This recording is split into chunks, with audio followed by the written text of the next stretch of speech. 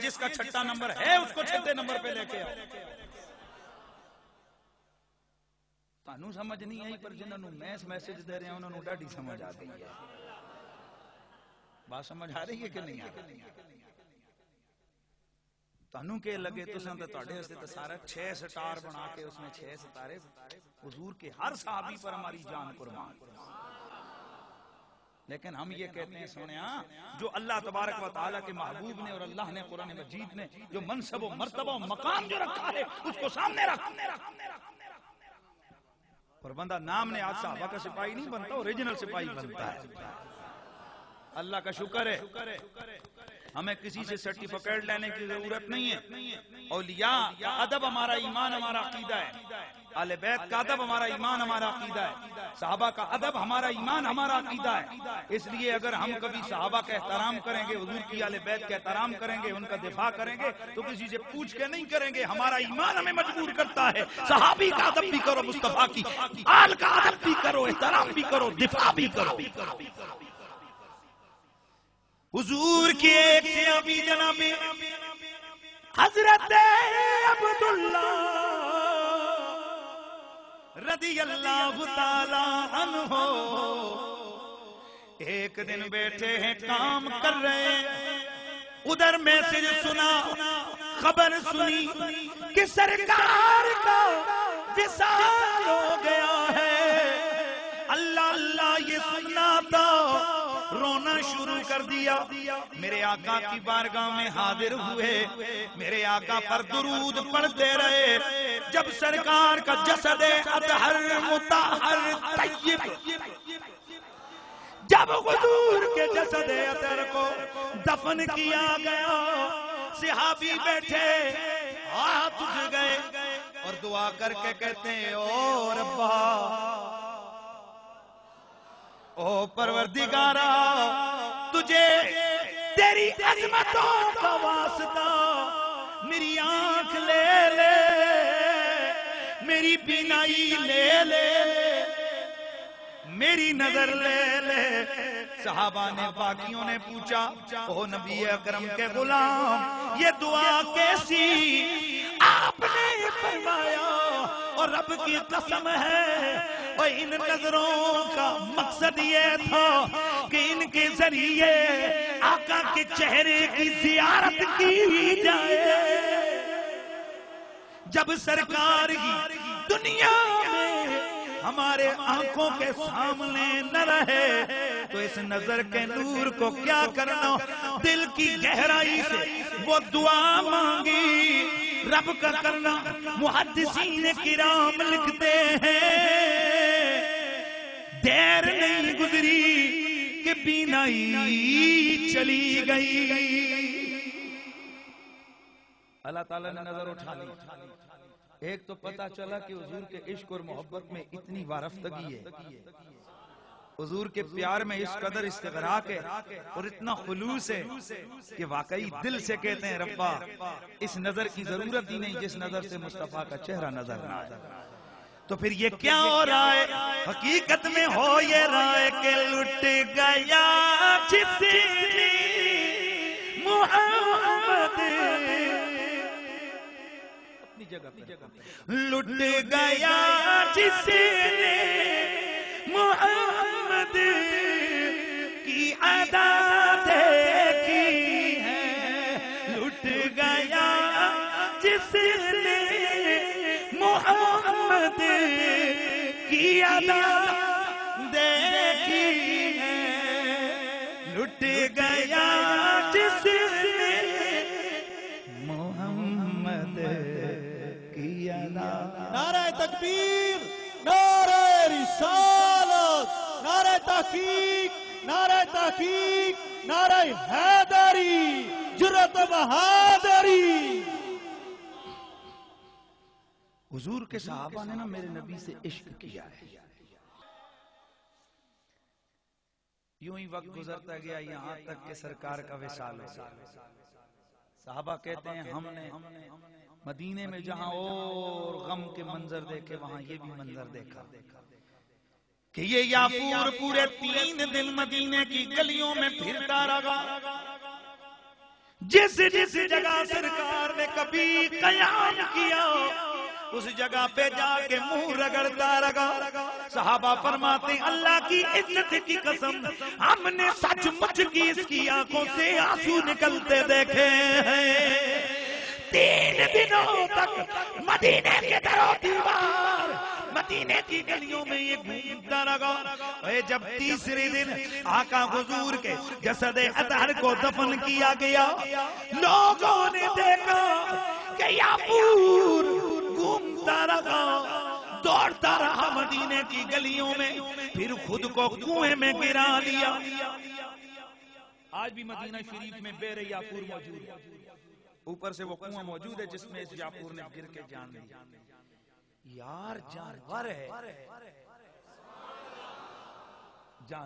اور اتنا پیار ہے اتنا محبت اتنا عشق ہے کہ حضور نظر نہیں آئے تو جان ہی دے دی.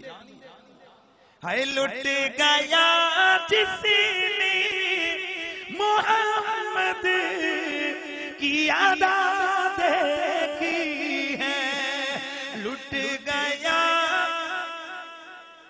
جس نے محمد کی ادا دیکھی ہے. پیار سے ذرا کہہ دو لٹ گیا.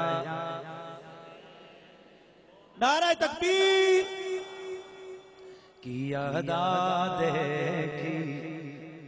میرے نبی کے پیارے غلام جناب حضرت بلال عشق بلال کائنات میں ضرب المثل بن گیا.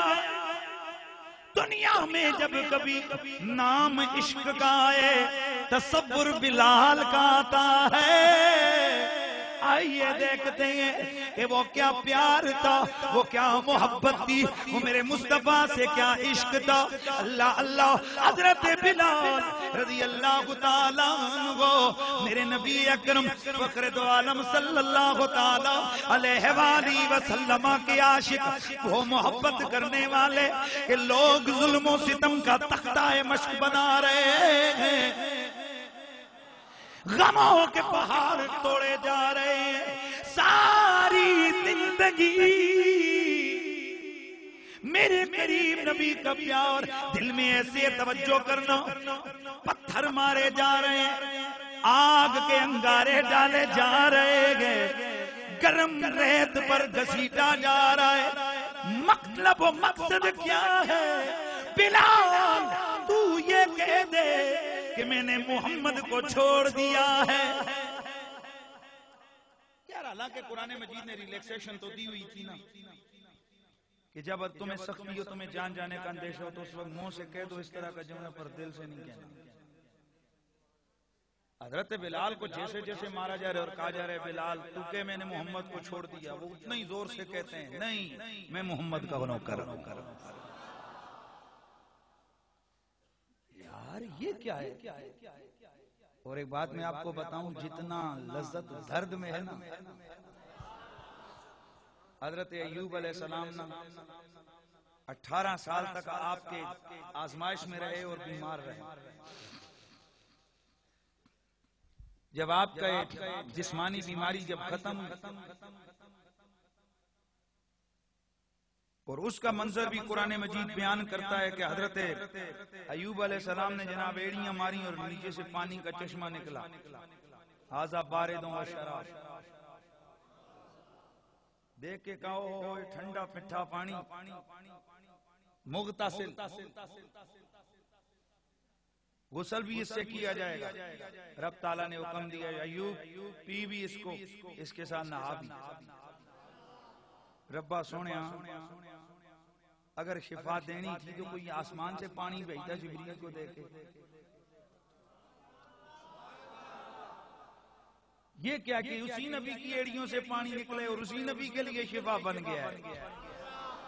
فرمایا یہی تو صبح قیامت تک آنے والوں کو سمجھانا چاہتا ہوں کہ اگر بیمار ہوا ہے تو پکڑ میں آ کے نہیں ہوا ہے آزمائش میں ہوا ہے. اور امتحان انہی لوگوں کا ہوتا ہے جن کو کوئی ڈگری دینا چاہتا ہے. اور اگر کوئی کسی کو امتحان کے کمرے میں نہ بیٹھنے دینا تو یہ جرم ہوتا ہے. میں سمجھتا ہوں یہ بھائی اصل میں تو امتحان میں بیٹھنا یہی صاحب کمال لوگوں کا کام ہے. پاس فیل تو بات کی بات ہے, تو گویا امتحان لیا کیونکہ اپنا تھا. اور پھر ایڑی سے پانی نکلا اور اسی کو اٹھا کے مل کے انہوں نے شفا انہیں مل گئی. کیا بتانے کے لیے کہ پیغمبر کی ایڑی کو چھوڑ, ایڑیاں اگر زمین پہ لگے اس زمین سے جو پانی نکلے اس میں بھی شفا آ جاتی ہے. تو اگر مصطفیٰ کریم کے مقتدی کے پاؤں کے ساتھ لگنے والی اس مٹی اور مٹی سے نکلنے والے پانی میں اتنی شفا ہے تو ذرا خود بتا مصطفیٰ کے دست کرم میں کتنی شفا ہوگی.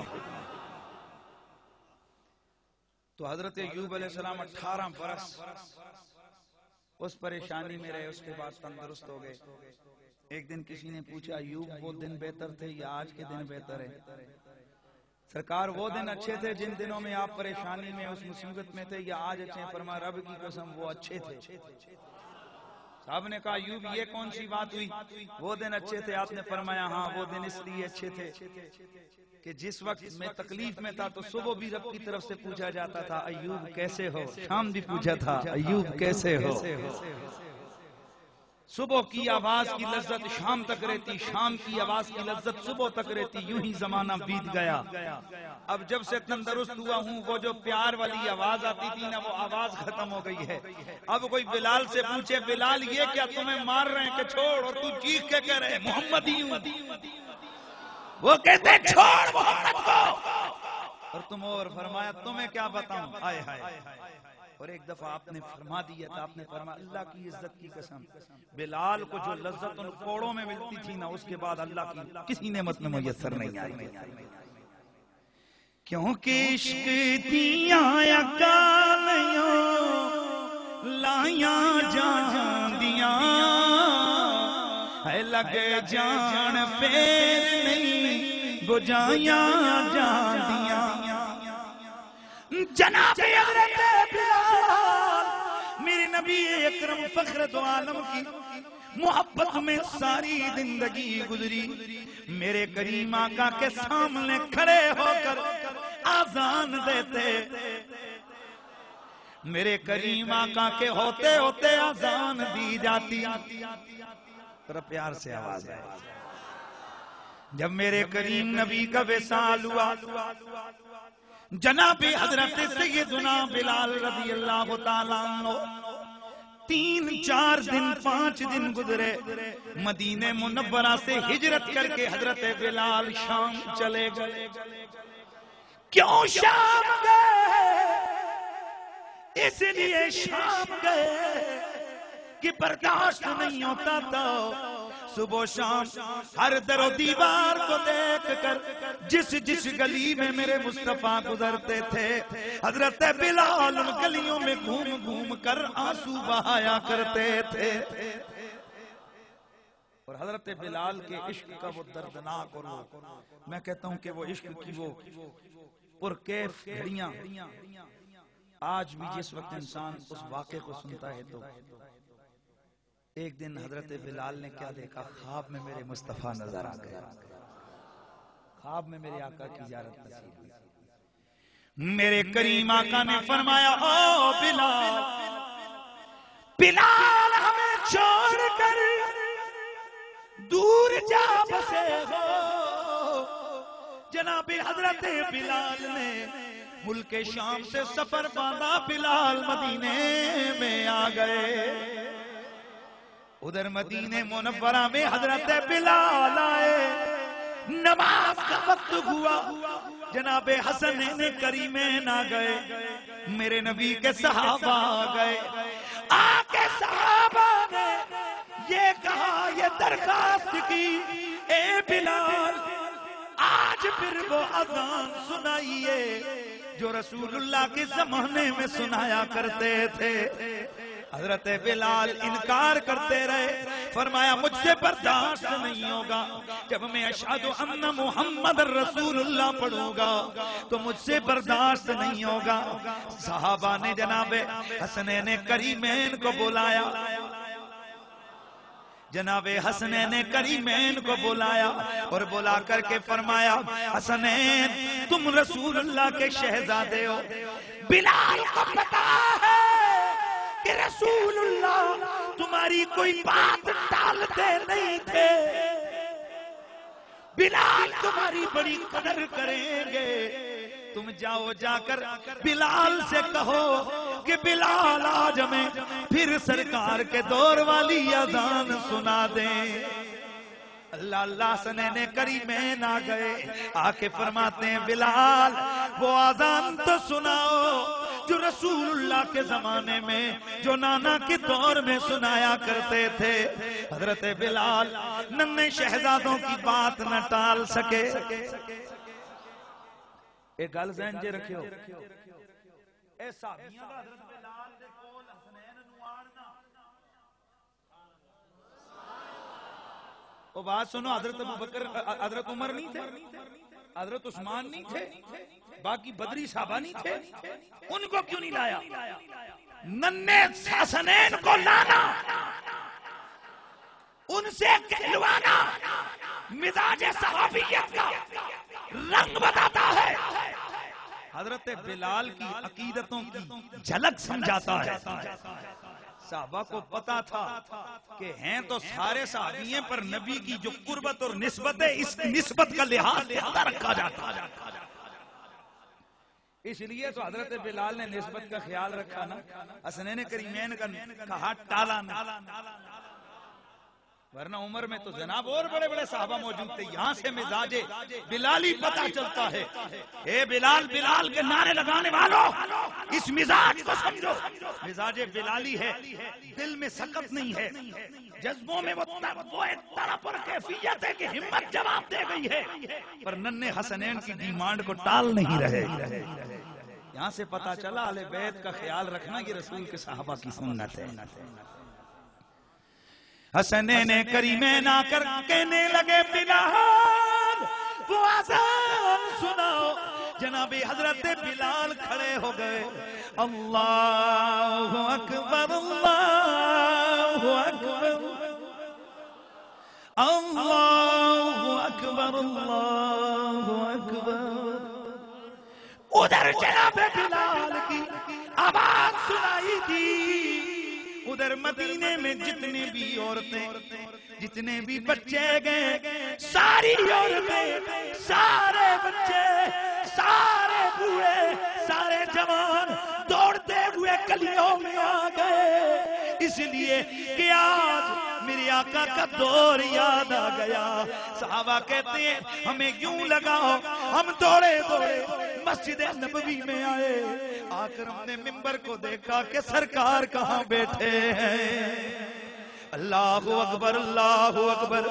جن کی روٹیاں پک رہی ہیں وہ روٹیاں پکتی رہی, جو جو کام ہو رہا ہے کام ادھر رہا. داڑے مارتے ہوئے میرے نبی کے صحابہ حضور کے نوکر مدینے کی گلیوں میں آ گئے.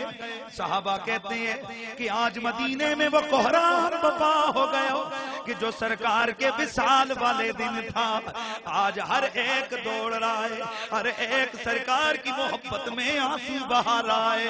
حضرت بلال آگے پہنچے. اللہ اکبر اللہ اکبر اللہ اکبر اللہ اکبر.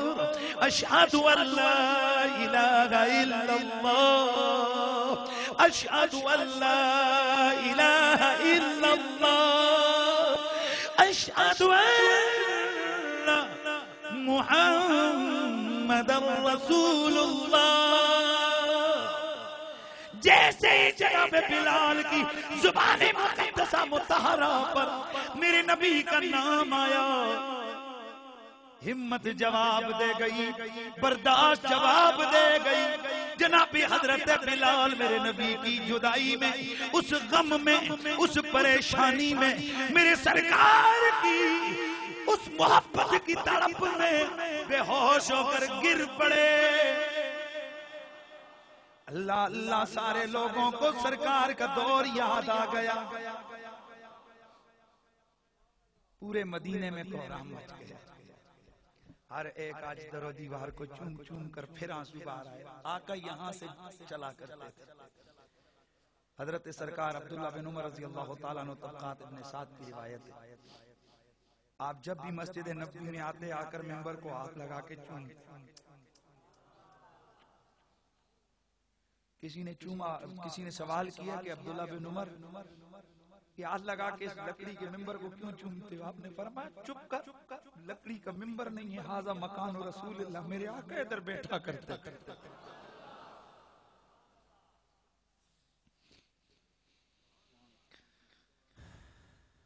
کچھ تو ہے سرکار کے عشق میں، ورنہ کون روتا ہے لپٹ کر در و دیوار کے ساتھ.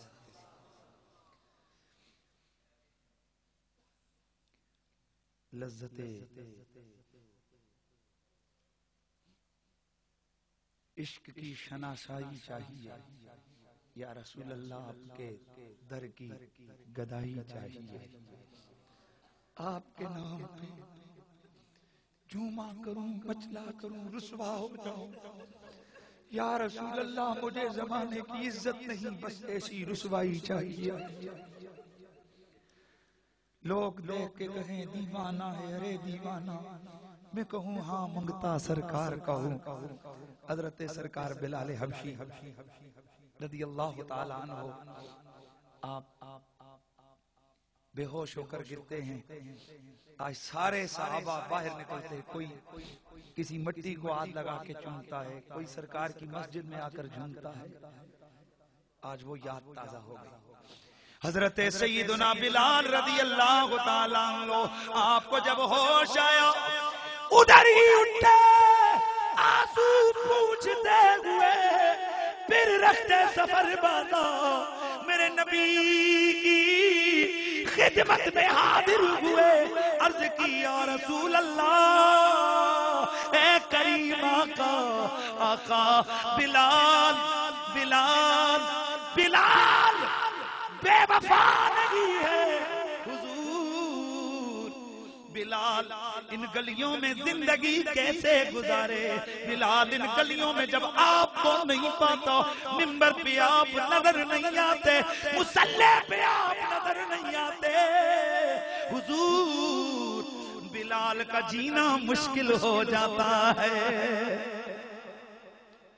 لٹ گیا جس نے محمد کی ادا دیکھی ہے، لٹ گیا جس نے.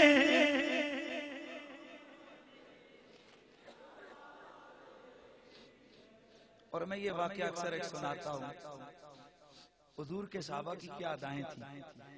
ہر صحابی کی یہ خوشی ہوتی تھی، یہ تمنا ہوتی تھی کہ حضور مجھے دیکھ کے خوش ہو جائے، حضور کسی طرح خوش ہو جائے. بھئی حضور کے ایک صحابی ہیں نا، توجہ ہے سب کی، وہ آ کر حضور کے سامنے ایسی ایسی حرکتیں کرتے، ایسی ایسی ادائیں اپناتے کہ سارے حیران ہو جاتے کہ یار یہ کیا کر رہا ہے. ایک دن کچھ سینئر صحابہ نے بلا کر کہا، بھئی یار تو کیا کر رہا ہے؟ تجھے پتہ نہیں ہے اللہ کے رسول ہے، تو ایسی ایسی باتیں کرتا ہے کہ جو عجیب ہی لگتی ہیں. تو حضور کے دربار میں کس قسم کی باتیں کرتا ہے؟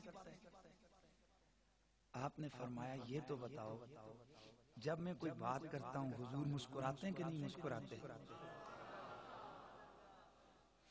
صحابہ نے کہا مسکراتے تو ہیں. آپ رو پڑے. آپ نے فرمایا صحابہ مجھے بھی پتا ہے کہ یہ باتیں مجھے نہیں کرنی چاہیے، پر تمہیں معلوم نہیں ہے کہ حضور کا مسکراتا چہرہ مجھے کتنا پیارا لگتا ہے. میں تو جان بوجھ کر اس طرح کی بات کرتا ہوں حضور کے سامنے کہ حضور تبسم فرما دے، بس حضور کی ایک مسکراہٹ پر میری زندگی قربان ہے. اور یہی صحابی بخاری شریف کی روایت کا مفہوم ہے. یہی صحابی ہیں سرکار کے، یہ روز ان کی ڈیوٹی پتہ ہے کیا ہوتی؟ یہ جا کے کھڑے ہو جاتے چوک میں. چوک سمجھتے ہو جہاں سے بیرونی شہروں کے جو قافلے آتے راستے میں، بڑے راستے میں جا کے کھڑے ہو جاتے. تو باہر دیہات سے لوگ اپنا سامان بیچنے کے لیے شہروں میں آتے، شہر میں آتے مدینہ شریف میں. تو یہ جا کر بیٹھ جاتے ہیں ادھر. تو جو کوئی آتا کیا لے کے آئے ہو, تو آپ کو پتا ہے کہ جو ایک زمیندار ہوتا ہے وہ نئی چیز لے کر اس کی کوشش ہوتی ہے کہ سب سے پہلے مارکیٹ میں میرا فروٹ جائے, میرا پھل جائے, میری سبزی جائے. تو جو نئی چیز آتی نا, سبزی آتی, فروٹ آتا, کھجوریں آتی, جو بھی انہیں کی فروٹ آتا, وہ کہتے بھائی نیا فروٹ ہے, اچھا ادھر لے آؤ, کتنے کا, اتنے کا, چلو آؤ, پیسے آنا دوں گا نا. ظاہر ہے اس وقت تو کوئی آج کل کا شہر تو تھا نہیں, لوگ کئی کئی دن لگا کے اپنا سامان بیچتے تھے, وہ خوش ہوتے کہ چلو بھائی پہلے ہی گاہک لگ گیا. آپ وہ سارا مال لے کے, وہ نیا پھل نیا فروٹ لے کے حضور کے پاس جاتے, آ کر عرض کرتے جا کر, یا رسول اللہ ھذا ہدیۃ لک منی, حضور تحفہ لے کے آئے. اب سرکار خود تناول فرماتے صحابہ, تو یہ چپ گئے نا. حضور کے چہرے پہ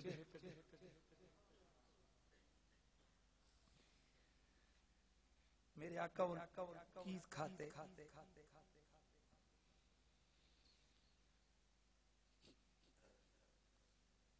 جس وقت وہ تاجر وہ مالک وہ کہتا کہ ہاں بھائی پیسے لے کے, تو تھے تو غریب, پیسے تو تھے نہیں ہوتے.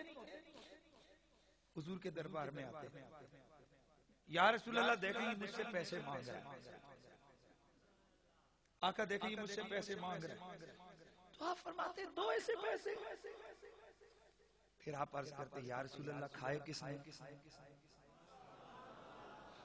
حضور جو میں لے گئے وہ کھایا کس نے. آقا فرماتے میں نے. تو سرکار پھر پیسے بھی تو آپ دیں نا.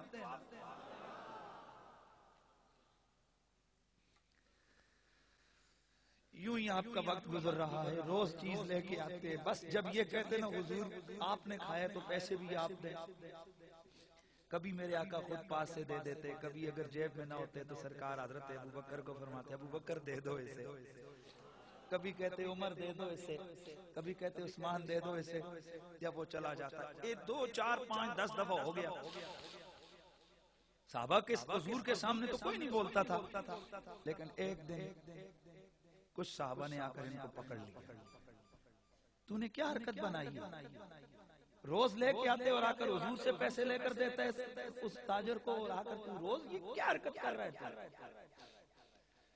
آپ نے فرمایا صحابہ یہ نہیں دیکھتے ہو کہ جس وقت میں سرکار مدینہ کو وہ دیتا ہوں, وہ تناول فرماتے کتنے انعامات سے وہ کھاتے ہیں. اور پھر اگلی بات یہ ہے کہ اس کے بعد جب میں انہیں کہتا ہوں آپ پیسے دیں, تو پھر وہ جب مسکراتے ہیں, وہ دیکھتے ہیں حضور خوش ہو جاتے ہیں. اور میں تو یہ سب کچھ اس لیے کرتا ہوں کہ میں آقا کا مسکراتا ہوا چہرہ دیکھ حضور کی محبت پریا, تو اس لیے یہ کام کرتا ہوں. جیسے ہی سرکار کا وصال ہو گیا. اچھا ان صحابی کی نا ان کی اور پوری داستان ہے, ایسے ایسے لطیفے, لطیفہ سمجھتے ہو غلط نہیں, ایسی ایسی مزاح کرتے نا, محفل جو ہے نا وہ مسکرا اٹھتا.